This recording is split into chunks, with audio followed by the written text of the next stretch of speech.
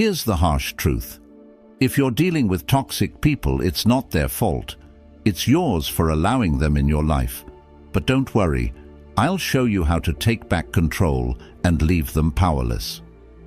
Toxic people don't just appear out of nowhere. They thrive on the cracks in your boundaries, feeding off your reactions. Most people let them wreak havoc because they're too afraid to confront the hard reality. You can't fix them, but you can outsmart them. In this video, I'll reveal brutally honest and foolproof ways to handle toxic individuals, and by the end, you'll realize that your peace was always in your hands. 1. Forgive, but don't forget. Forgiveness is one of the most misunderstood virtues. Many people think forgiving someone means you're weak, naive, or willing to overlook the pain they caused you. But true forgiveness is none of that. It's not about excusing someone's behavior or welcoming them back into your life with open arms. It's about liberating yourself from the chains of resentment.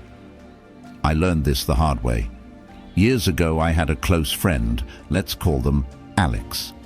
We were inseparable, or so I thought. One day, I confided in Alex about something deeply personal, trusting they would keep it between us. But a week later, I found out they had shared my secret with others, twisting the story in a way that painted me in the worst possible light. The betrayal cut deep.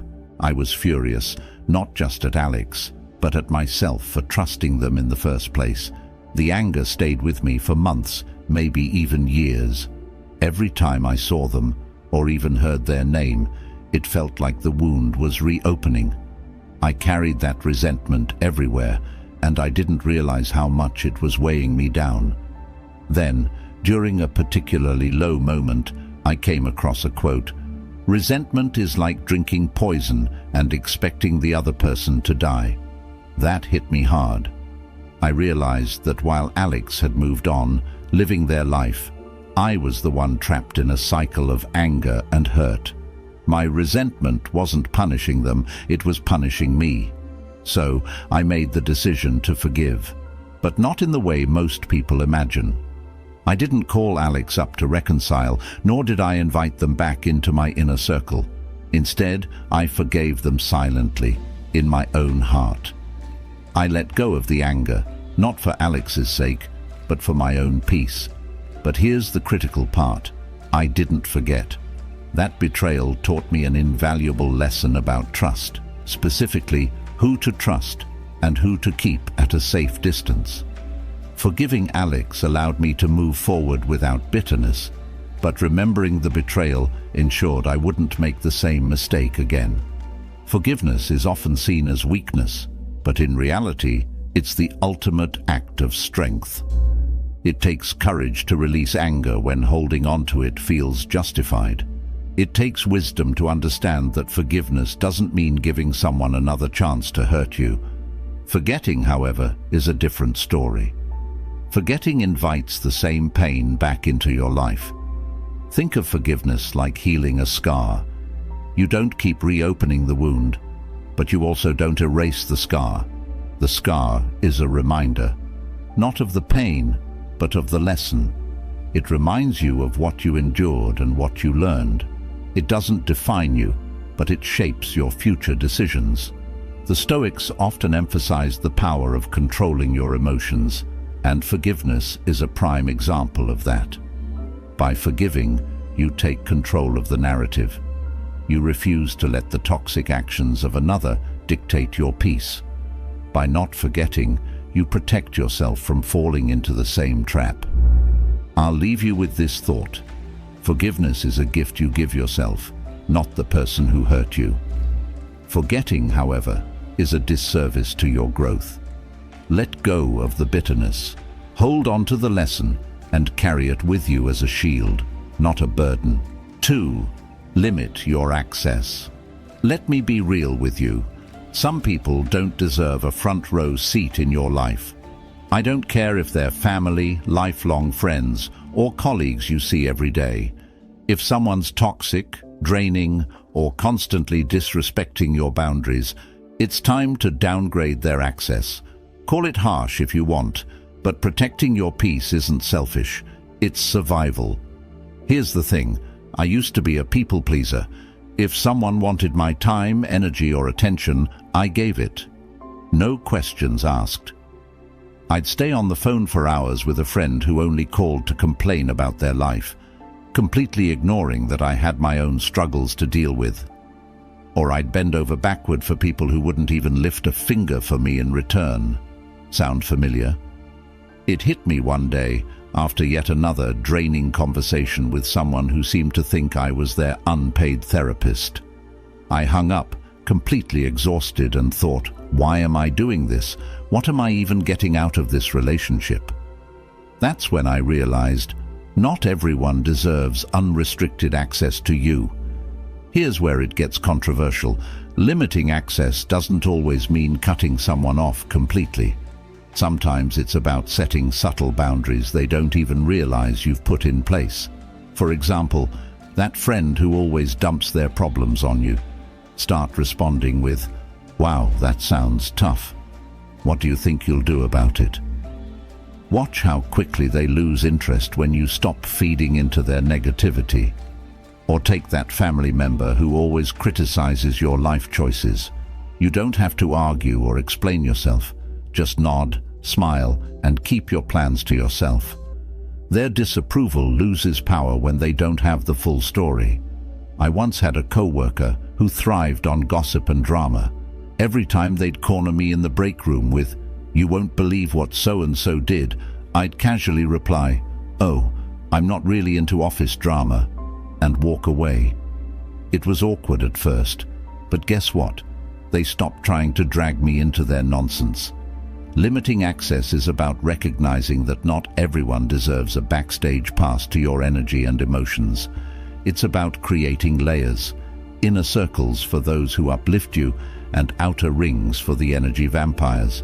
And yeah, some people might call you cold or distant for doing this, but ask yourself this: do you want to be liked by everyone or respected by the right people?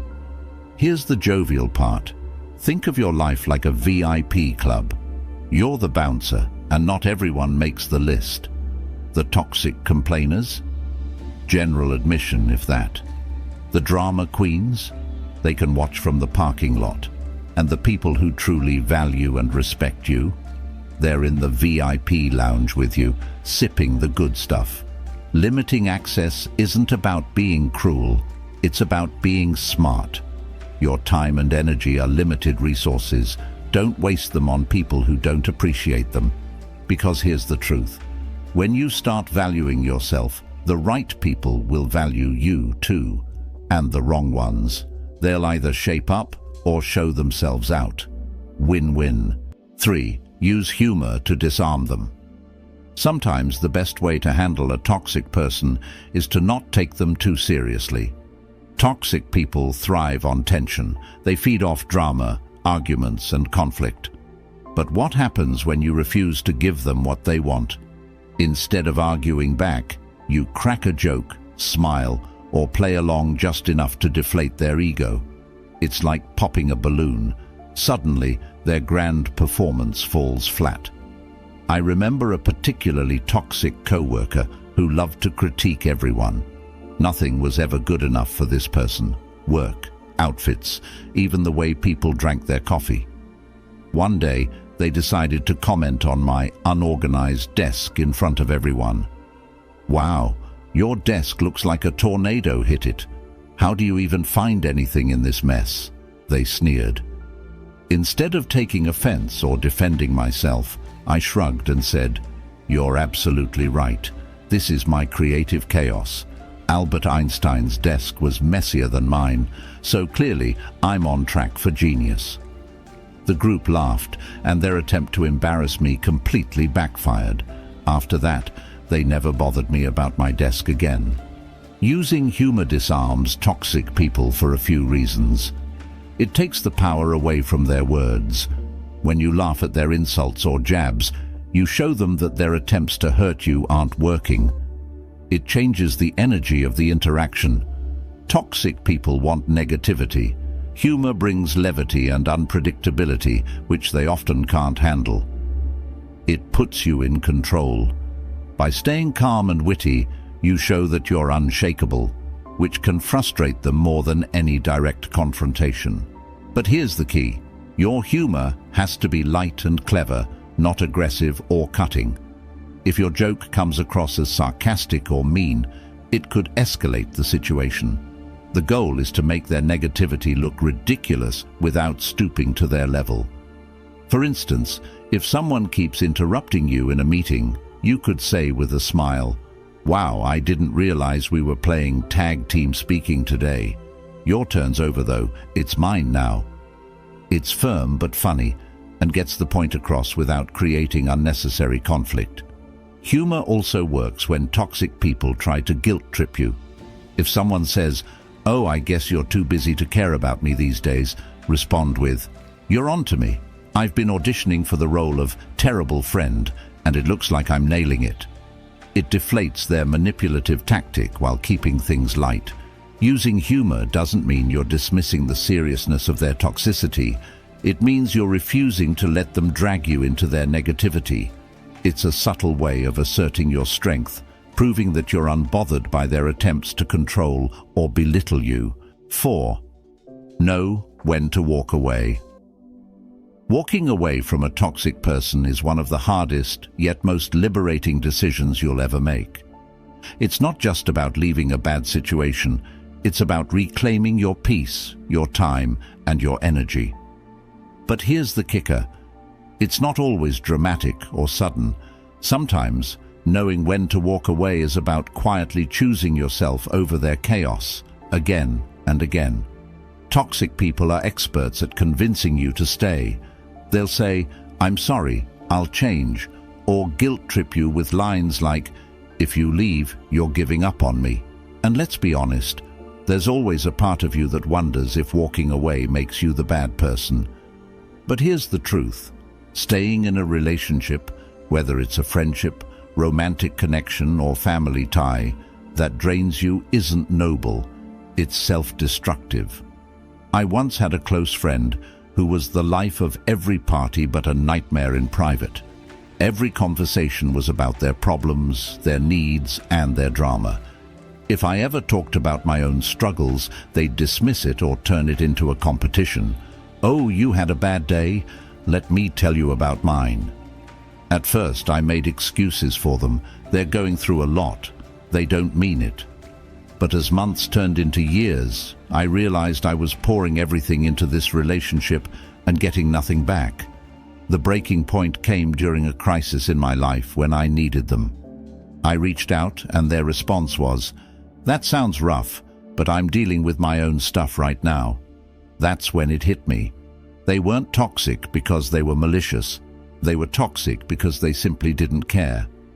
I finally decided to walk away, and while it hurt, it also felt like a massive weight had been lifted off my shoulders.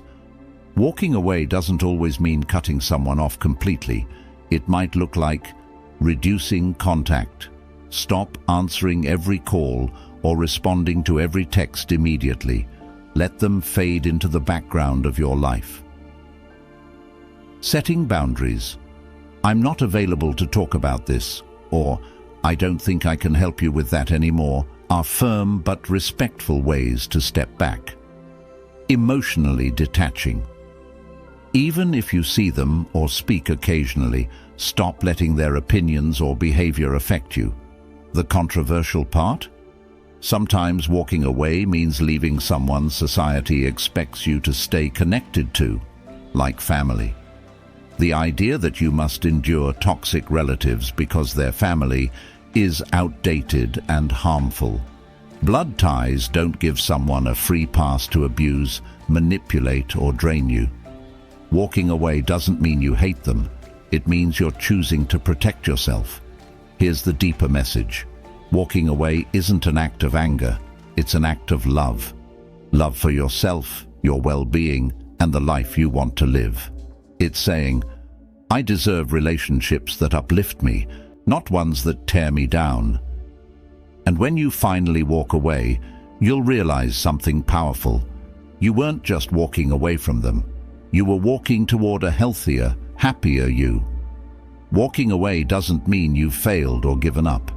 It means you've succeeded in recognizing your worth. Toxic people often leave you feeling like you're too much, not enough, or somehow to blame.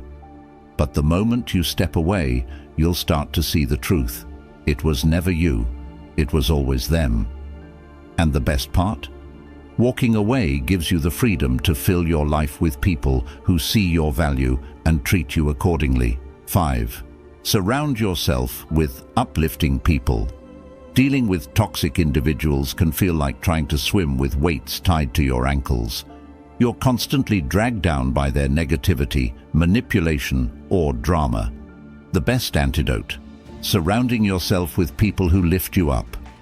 Uplifting people don't just bring positivity, they remind you of your worth, encourage your growth, and help you keep toxic energy at bay. Here's a simple truth: your environment shapes you. If you spend most of your time with toxic people, you'll inevitably absorb some of their habits, attitudes, or even their worldview. But when you're surrounded by people who genuinely want the best for you, something magical happens.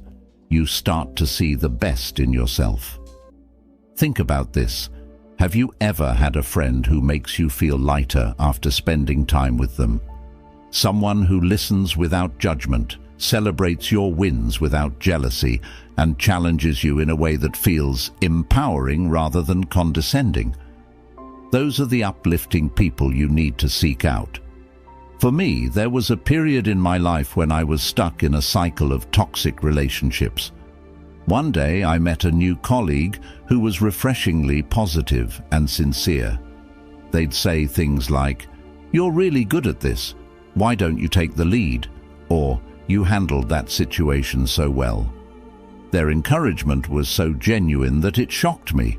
Over time, I realized I had been so used to backhanded compliments and subtle jabs from toxic people that I didn't even know what real support felt like. Spending more time with them, and people like them, showed me what I'd been missing. They didn't try to compete, undermine, or manipulate. Instead, they inspired me to believe in myself and to set higher standards for the relationships I allowed in my life. Here's how to surround yourself with uplifting people. Identify your tribe.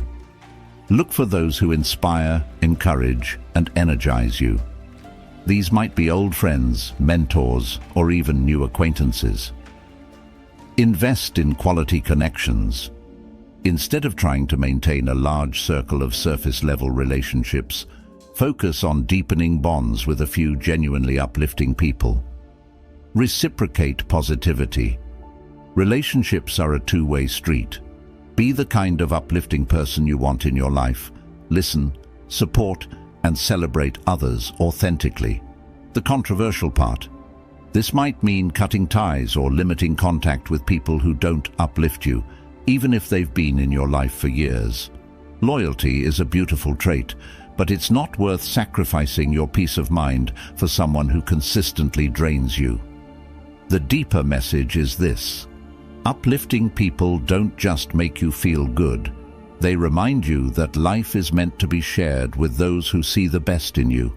They help you grow into the version of yourself you're meant to be, simply by believing in you and holding space for your potential. Here's the reality: toxic people will try to convince you that everyone is just as selfish, bitter, or manipulative as they are. But uplifting people show you a different truth.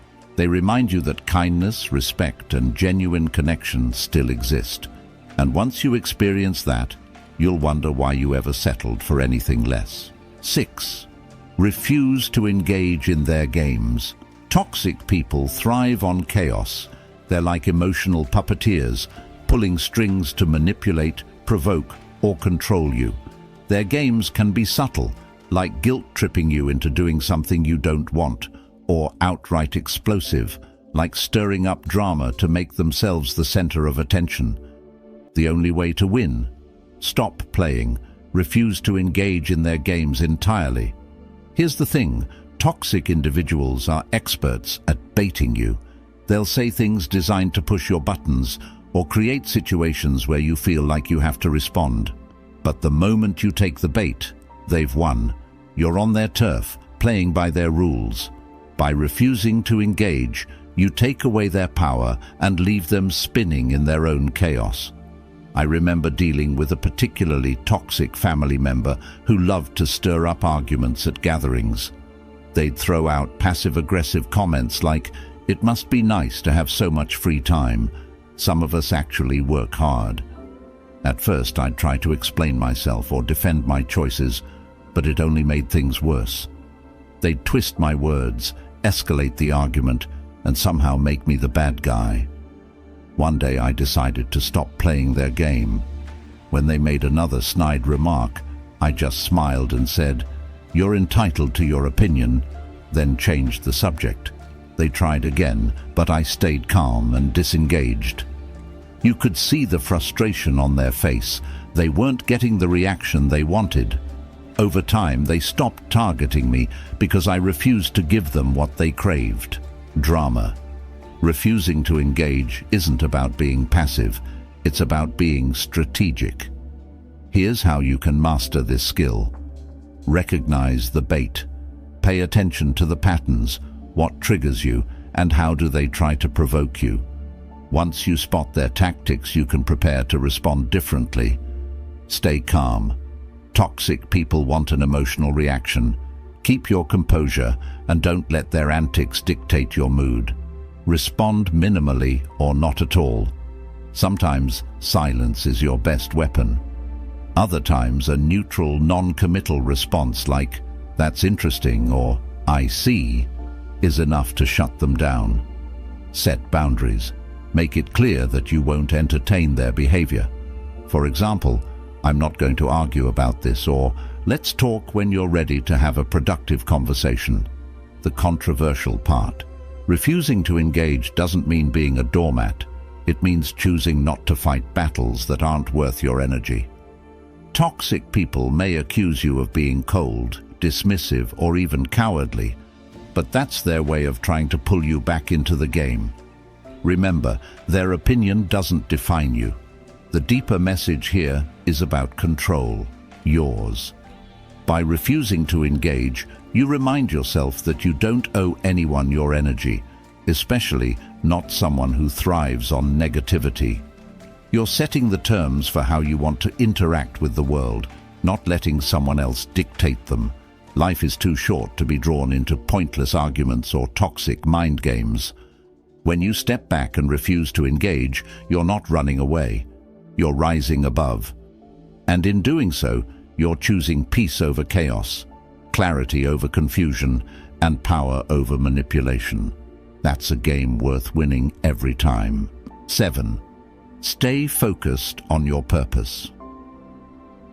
Toxic people love to derail you.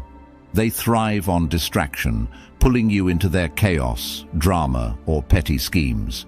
It's almost like their mission is to make their problems your problems. But when you're deeply focused on your purpose, your goals, your values, and the life you're building, their noise starts to fade into the background.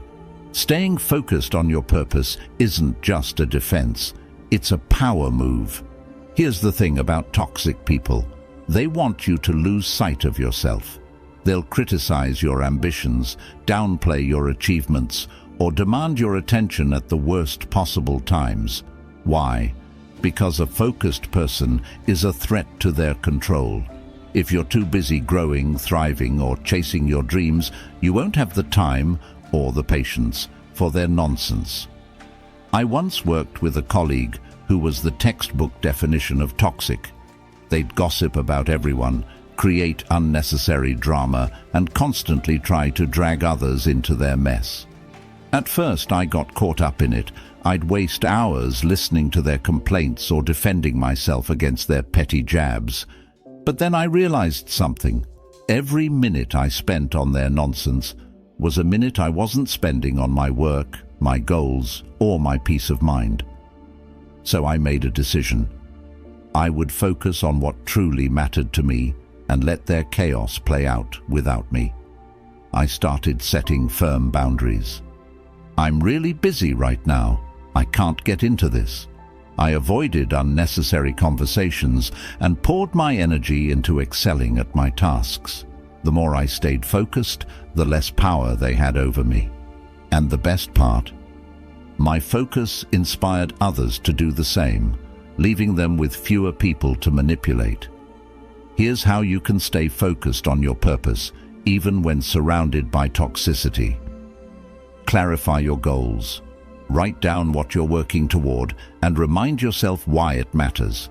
Keeping your purpose front and center will make toxic distractions seem less significant. Create a mental shield. Treat toxic people like background noise. Acknowledge their presence if you must, but don't let their negativity penetrate your focus. Say no unapologetically. If their demands don't align with your goals, don't hesitate to decline. Your time is valuable. Spend it wisely. Find your motivators. Surround yourself with people, books, or habits that remind you of your purpose and fuel your determination. The controversial part? Staying focused on your purpose might mean prioritizing yourself over relationships that don't serve you, even if those relationships are with close friends or family. Some might accuse you of being selfish, but here's the truth.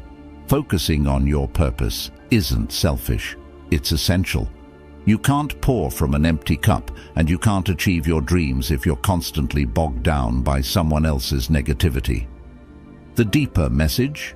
Staying focused on your purpose isn't just about ignoring toxic people, it's about honoring yourself. It's a declaration that your time, energy, and aspirations are too valuable to be wasted on someone else's drama. Toxic people may try to distract you, but your purpose is your anchor. When you're clear on what you're working toward, their negativity can't shake you. And as you continue to pursue your goals, something incredible happens. You build a life so fulfilling and grounded that their toxicity becomes irrelevant. At that point, you're not just surviving their chaos, you're thriving despite it, and that's the ultimate win. 8. Avoid gossiping about them. Gossiping about toxic people might feel satisfying in the moment, like a harmless way to vent your frustration or even the score. But let's be real, gossip never ends well. It keeps their toxicity alive in your life, turns you into the very thing you're trying to escape, and worst of all, gives them free rent in your head. If you want to deal with toxic people effectively, resist the urge to talk behind their backs. Here's the reality.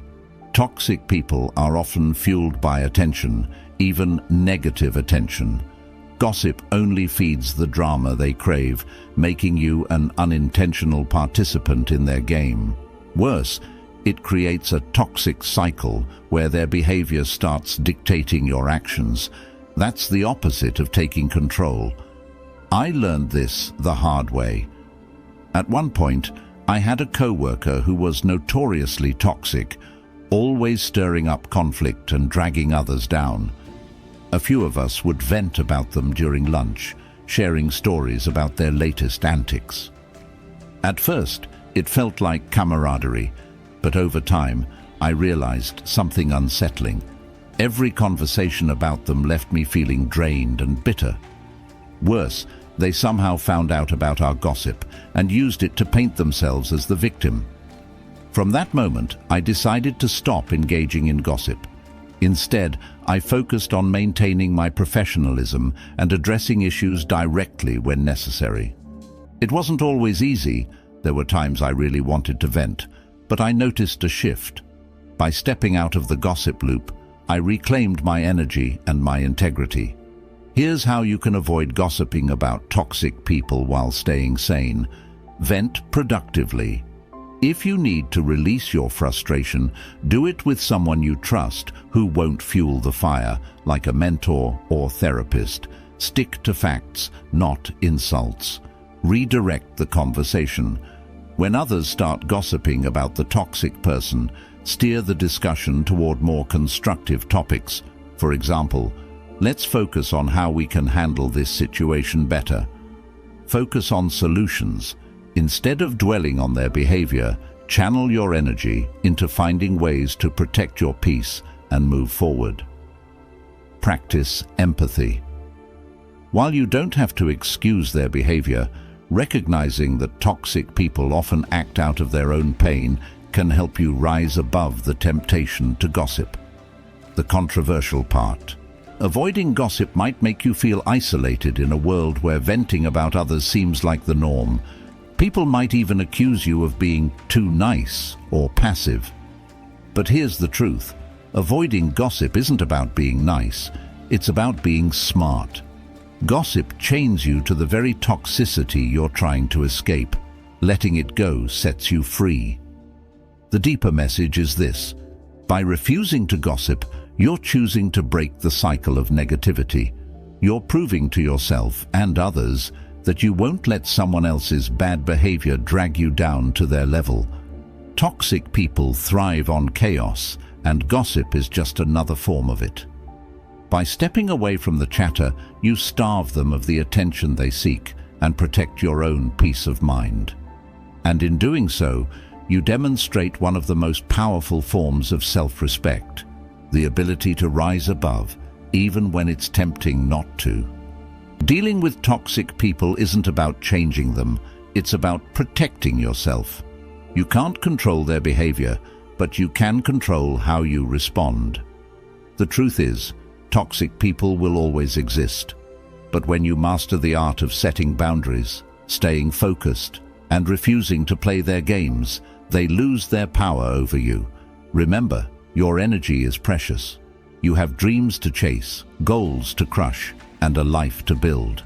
Don't let anyone's negativity distract you from that. Stand your ground, choose your peace, and keep moving forward. If this video helped you take a fresh perspective, leave a comment below and share your own strategies for dealing with toxic people. And don't forget to like and subscribe for more insights to help you live a stronger, more purposeful life. You've got this. Now go claim your power. See you in the next one.